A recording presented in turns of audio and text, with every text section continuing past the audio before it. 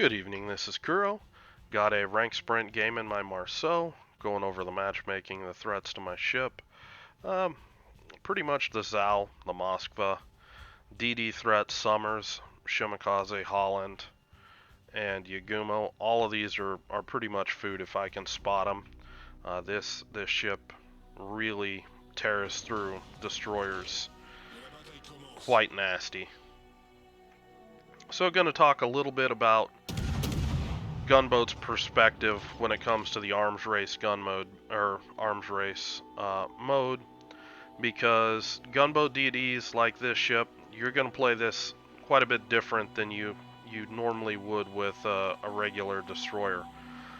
For one, you really are trying to play more for map control than you are about picking up the buff. So right out of the gate, I'm pushing out on the flank.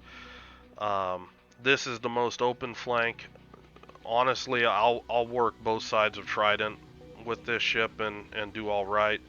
The west side of the map, you can set up more shot blocks to limit the number of enemy ships that can shoot at you. So you've got a lot more potential just to kind of sit and speed juke behind islands and shoot this way or this way. Out in the east, I tend to just open water gunboat and just be hard to hit. So just pushing out here. All I'm trying to do right now is spot battleships, maybe spot cruisers. Not looking to push in too deep, spot destroyers or anything like that. I really just want to find the meat and potatoes, which is popping up right here. And I'm seeing all of these battleships are pushing into the west, and that's telling me already that this team is going heavy to the west. And you can see I'm already starting to turn in because I want to exploit this. If this area of the map is weak, I want to push in and open up this flank where I'm going to be able to, number one, get in behind all these islands and spot any of these guys shooting at my team. Number two, be able to pull their attention off my team, get them shooting at me, which gives my team better shots at them. So right here, popping my speed boost, was aiming to try to ambush this Summers, but I see this FDG, he's pushing up pretty close, and just decide, you know what, it's not worth it to try to go after this Summers. Just throwing some torps out here, thinking I might catch this FDG. And just gonna start kiting back and starting my gunboating. Now, notice as I'm gunboating, I am kiting away. I am still trying to gain more distance back here, so I'm kiting up into the enemy side of the map. And trying to take more of the map up here. Otherwise, kiting back south would be the better option. I do pick up the Summers. Looked like he was coming out of his smoke screen and walked into my torpedoes.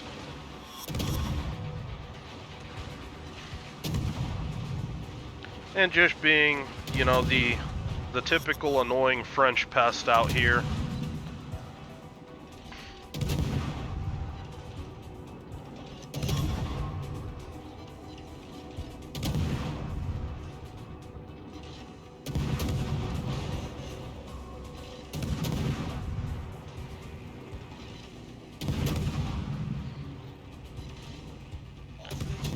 Two fires on the FDG.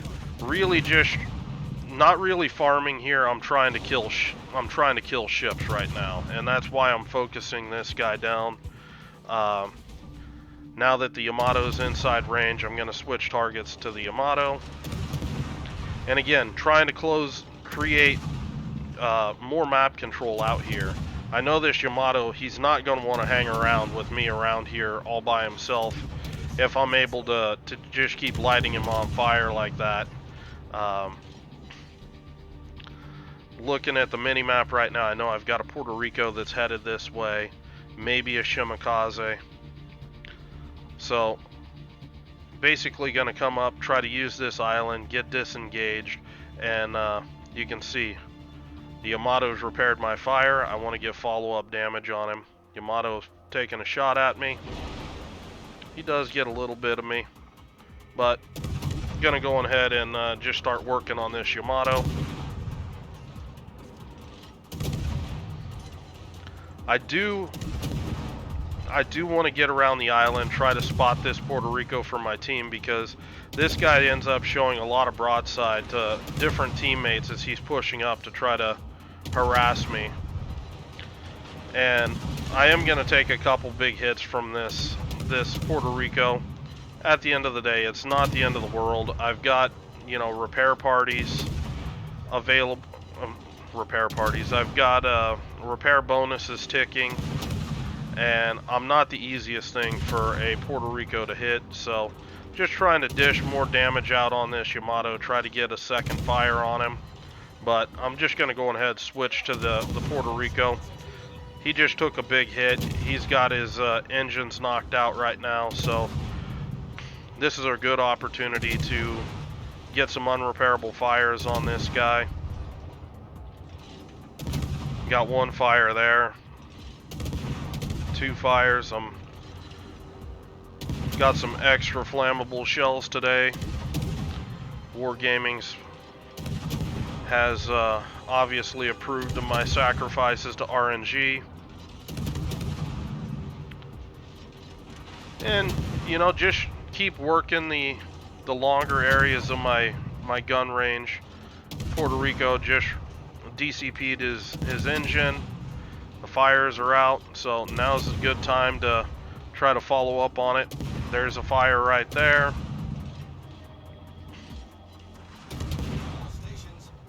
And I'm just gonna keep pushing these guys, and you can see the effect that I'm having up here. I've cleared this area, this corner of the map out, and I'm just gonna start shoving these guys across the map now, and I'm gonna try to push more into the middle of the map and try to start exerting more influence over the center of the map. And this is kind of how you use gunboats to win the map, because while these guys are all running from me, look, they're all broadside to my battleships and stuff back here. These guys are prime targets. You see shots coming in on the Puerto Rico. You know, this is a nightmare for these guys. This Yamato, he's just like bugged out. He wants nothing to do with this.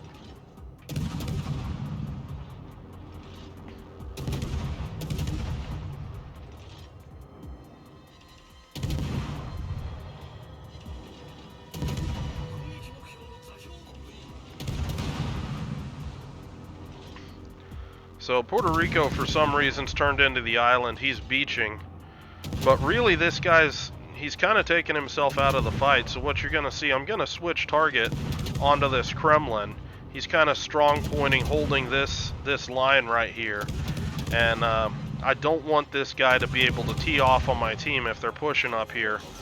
So I'm going to throw a couple torpedoes at the Puerto Rico. And as soon as I get in gun range of the Kremlin, I'm going to start looking to switch targets.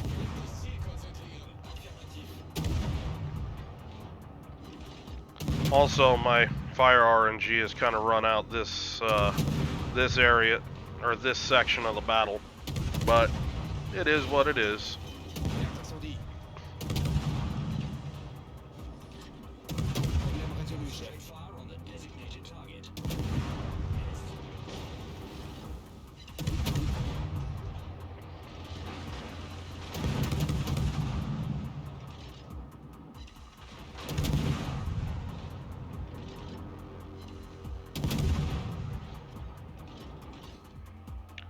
Looking to see if I had shots at the Shima,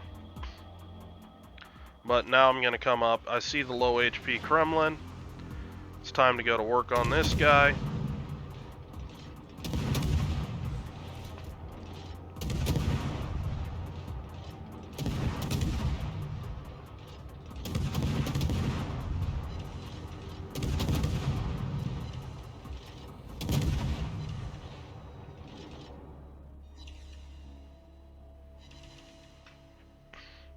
That is a mistake, letting that target go unspotted. So I am poking back out. Want to pick this guy up. He is still burning right now. I am getting a little closer to this Moskva than I'd otherwise like, but again, want to really put some pressure on this this Kremlin.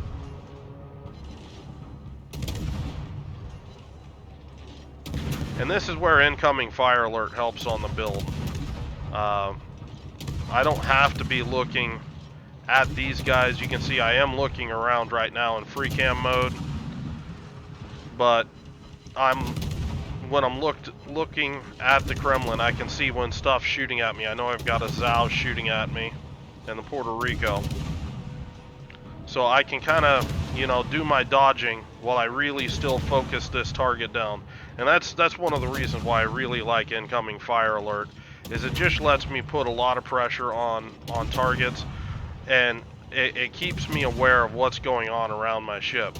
Nobody's shooting at me right now, so I don't have to evade. Trying to get this off. I don't know why you would let yourself get rammed in that situation. That's a horrible trade. But at the end of the day, that battleship going down lets me far more damage. Here, just putting shots out on the Moskva. And I'm looking at the mini-map, and it's this Zao that I'm worried about, because I've got to turn away, and I see the shot there.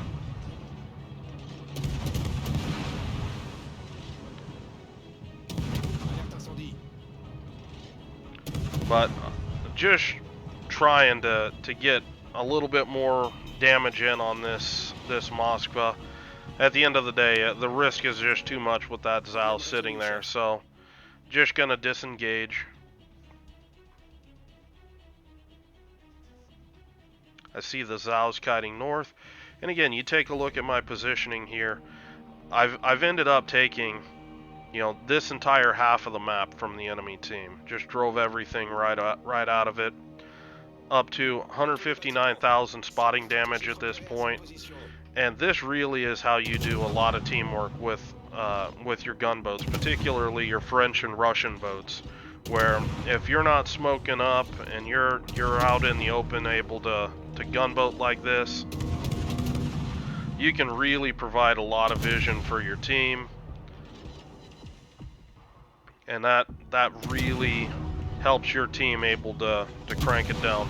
I know this is a win, so I'm going to go ahead and just kind of tank this Zao here the best I can, try to get some more damage on this Yamato. Just being a little greedy here. Yamato instantly damage controls a fire, so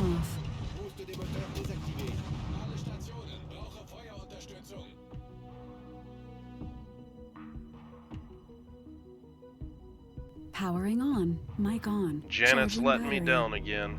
Janet, damn it. So, just kiting away, trying to get that last fire on the Yamato. But my team's capped the main objective point. These ships are going to need to start YOLOing in, and this game's going to be winding down very quickly. Do end up landing the fire on the Yamato. Going to switch targets to the Zao.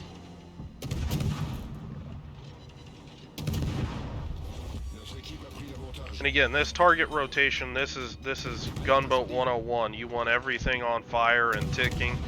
You're using those fires to apply pressure to the enemy. And, you know, aside from giving you a very good return on your damage, you know, that pressure forces the enemy team out of the area. So, at this point, just coming back in at 166,000 damage, and yeah, this boat is a big time damage farmer. I know there was some people saying that this was a weak boat because the shell arcs, but if you know how to make shells land, this ship, you can go all day with it. And we win this game out on points. Again, this ship, I prefer this ship to Colbert, honestly. I just find it a lot more enjoyable. It's one of those things. Obviously, Colbert AP is going to be more monstrous, shooting up light cruisers and cruisers, that kind of thing. But I do love the shell arcs on this ship, um, because I can create situations, shooting over islands, where I can make those things really work for me. And I mean, the ship's fast as hell. It's a joy to drive. So anyway, another game with Marceau. If you guys have any questions or comments on the ship, let me know. I hope you're having a good night, and I will talk to you later.